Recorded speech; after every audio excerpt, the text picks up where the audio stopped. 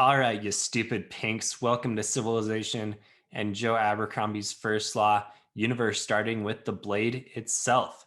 I'm Steven, your favorite quadriplegic booktuber. Thanks for tuning into this Phantology review. If you like what we're doing, please like and sub and do all those good things. Okay, so Abercrombie is my second favorite epic fantasy author. Series 1A and 1B for me are Sanderson's Stormlight and Robert Jordan's Wheel of Time. So actually both of those guys are occupying spot number one right now, but Abercrombie's not far behind. I'm really excited for Wisdom of Crowds, which is supposedly the final installment in the First Law universe, and that comes out this September. So I'm doing a reread of the series leading up to that. Feel free to follow along. Join our Discord if you want to discuss the books more. So the series, in case you haven't read yet, this is not going to have any spoilers for the book or the series. I will just kind of talk about vague specifics of this book. So when I say the First Law universe, it comprises kind of three different installments. The first is this First Law trilogy. The Blade itself is the first book. The second are three standalones, and then a series of short stories that's compiled together into a book. And then the final trilogy is the Age of Madness, which takes place years after the events of the first trilogy. And the standalones, the timeline kind of progresses. We have some characters that are the same, some locations that you've seen before, but the plot and the culture has advanced. And the Age of Madness will be concluded with the Wisdom of Crowds that comes out in September. So 10 books total thus far that we know about in the First Law universe, and they steadily get better. That's one of the selling points of the trilogy of Joe Abercrombie, is that his books continue to get better and better. So The Blade itself came out in 2006. One selling point for the series is that these are like the epitome of Grimdark. Almost, you see on Twitter, Abercrombie's handle is Lord Grimdark, and a lot of people always just kind of point to these as Grimdark entries. And he's actually kind of got away from that, and he says he regrets using that as his Twitter handle. And Grimdark is kind of a debatable, it's hard to define, right? If you tune into the podcast version where Jake and I talk more in depth with spoilers for the book, we talk about what exactly is Grimdark. And after reading a little bit more in the genre, I'm also inclined to say that this is not Grimdark, or that it's kind of Grimdark light. There's definitely a content warning for the series, in that there's some swearing and some violence for sure. I mean, that he doesn't shy away from that, but it's not like we're totally devoid of hope here. There are some good people. Bad things happen to good people. Bad things happen to bad people.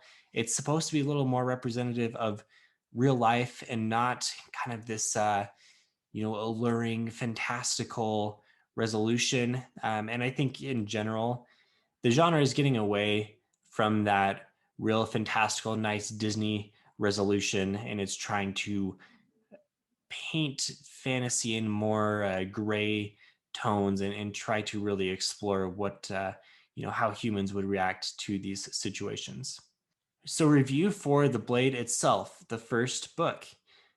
The prose is fantastic. I'm going to say this in all of my reviews of Abercrombie's stuff. His prose is very accessible. It's easy to follow along with and just jump right into. He does a lot of really fun things. He does a lot of things with parallel structure within the way that he has characters speak, and then the scenes that he depicts, and then the things that different characters think from different points of view. It's all very well done. There's a lot of humor throughout, just really kind of dark, snarky humor, British humor. And I really enjoy it because I'm just generally a very sarcastic person, and this really resonates very well with me.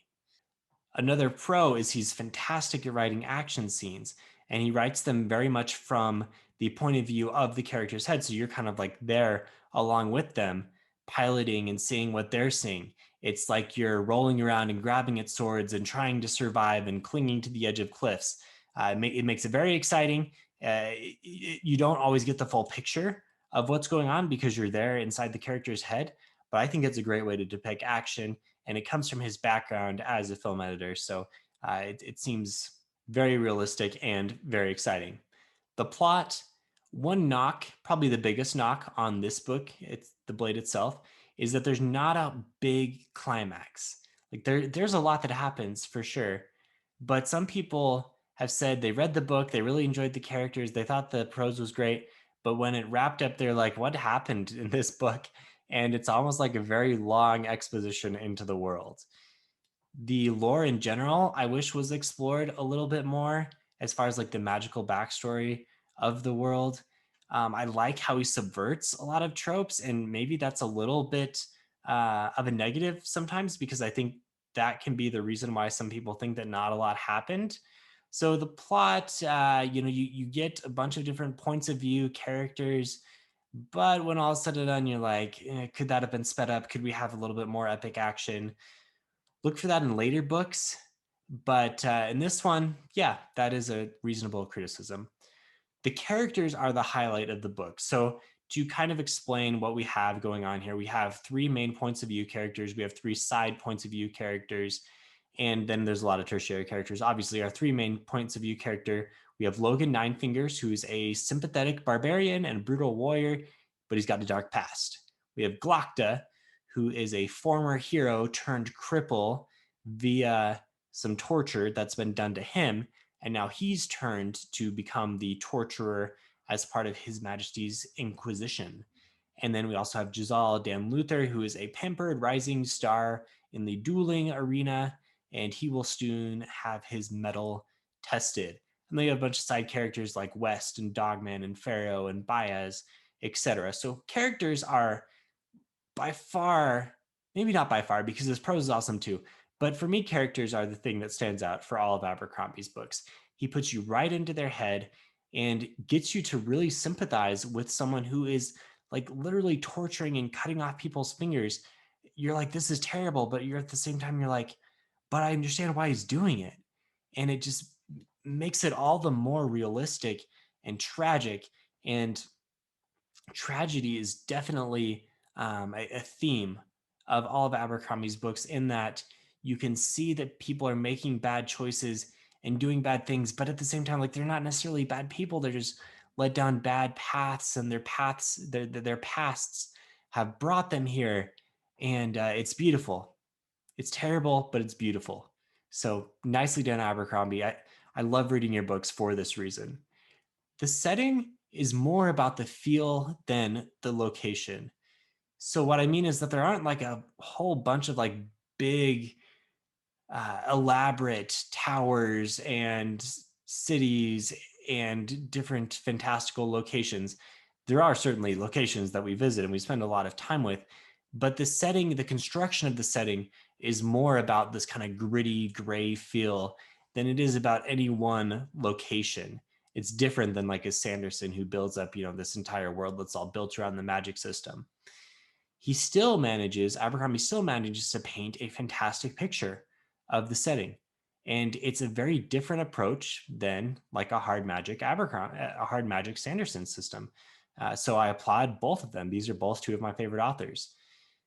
There's a lot of lore and there's a lot of magic, but neither one are explored a whole lot. Again, a difference. And I think that's just fine. It's very much more of a soft magic system. And sometimes it comes down to your personal preference if you like one or the other. I saw this Reddit post, and it seems like lately Reddit has been doing this where people are like really upset at Sanderson, and they're like, I can't handle Sanderson anymore after I read Abercrombie because Abercrombie makes it more realistic and Sanderson seems like a Disney film. I just don't get that. Like, you can have a preference one or the other, that's fine. But there's a lot to like from both of these guys. And I think I'm kind of straying from my review of the blade itself, but maybe I just need to vent a little bit. Reddit, stop it. Both authors are fantastic, and that's fine to have a preference one or the other. But I don't think you can just discount one or the other because now you like one and the other one seems exposed. No, that's not a thing. Both are good authors. So final reviews for the blade itself. Pros, 9 out of 10. 10 is that, I don't know if I can ever give a 10 out of 10 just because I'm critical. Maybe Rothfuss gets 10 out of 10. Abercrombie's 9 out of 10 on prose. Even in his first book, his prose gets better and better, but I guess I'm starting 9 out of 10 and I'm going to stick with that for most of his books. Plot, I'll say 5 out of 10. This is the knock on the blade itself. Characters, 8 out of 10. I love the characters. I think they get better as he progresses through, and we have some fantastic setup. I think a lot of people are kind of low on Jazal, and maybe he brings the characters down, but Logan and Glocta especially, Glocta is my favorite. I'm disabled, Glocta's disabled. I really relate to a lot of what he's doing there, other than cutting off fingers, which is not an activity that I enjoy. And then setting, I'll say 7 out of 10. Love the feel of everything, but it does kind of you do kind of miss those like big fantasy cities and in that feel. So overall for the blade itself, if I can do some math off the top of my head, 9 and 5 and 8 and 7. Okay, that gets me to roughly 7.5 out of 10. Solid rating for a first book. We will see how his future books stack up. Thanks for listening. If you like Phantology, you can find more on our podcast. You can support the show at the links below. And please like and sub and do all those good things. All right, named men, see you next time.